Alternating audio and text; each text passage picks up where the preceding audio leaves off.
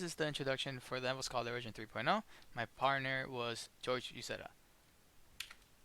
So the problem we were given is basically the research team has an API which contains articles about the environment, which they would like to have a front end for in order to access these articles. So the user is able to input queries, and then the search engine returns a list of articles which is related to what they put. So what we had to do, the solution was to create a front end that they could browse, as I said, and features that make it easier for the user to browse through this information, such as an account, such as an ontology, such as being able to save it, etc. So the goals for the semester was to deploy the current system to the website, which we managed to do. Um, the user is able to access developer stats. This is only users who are developers are able to access these stats, which gives you information about how the user has interacted with queries and how they've interacted with different articles, such as ratings and clicks. We also had to implement, or rather improve, the dynamic ontology visualization. We we added that during our last sprint.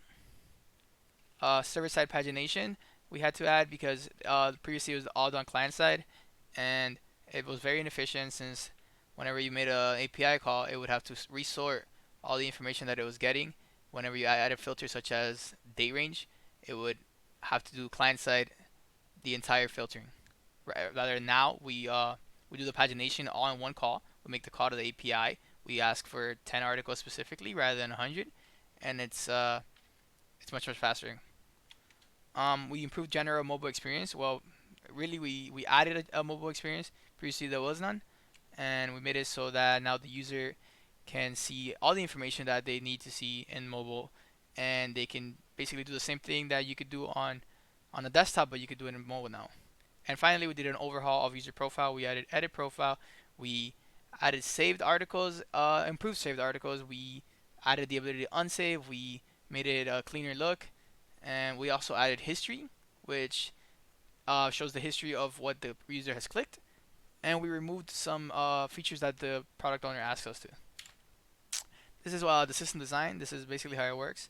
We're using Angular with MongoDB. Here's some of the main features we added. We made website deployment, as I said.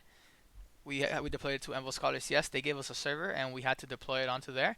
Previously, the team before us had it all locally. They would just run it locally. They didn't have it deployed.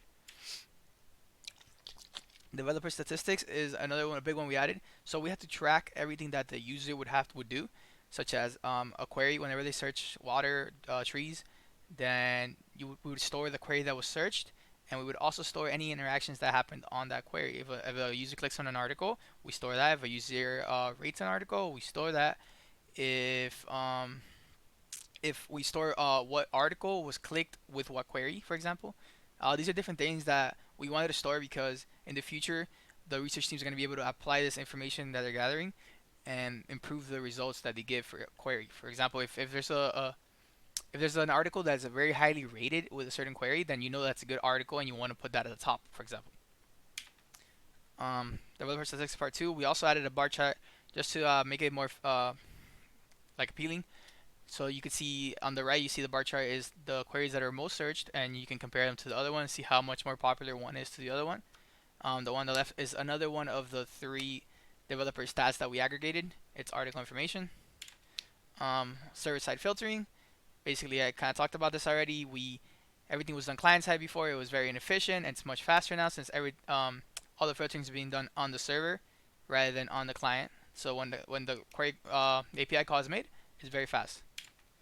Server-side pagination, rather than before when it was being when an API was being made. So if you wrote a query and you made the API call, it would request 100 articles. Now we actually are able to access all articles that the API can give us, but it's much more efficient than requesting 100 because instead of getting 100 articles back, we actually only get the 10 or whatever the one we want, like depending on the page size. This is one of the other features that we added or we improved. It's the dynamic ontology. Previously, it was a bit buggy and it wouldn't really show you all the connections. So now we added this. It's like a bubble, so you can expand it. You could, if it has a plus sign, it means you could expand it. If it has nothing, it's already maxed out. This shows you the connections between the different keywords.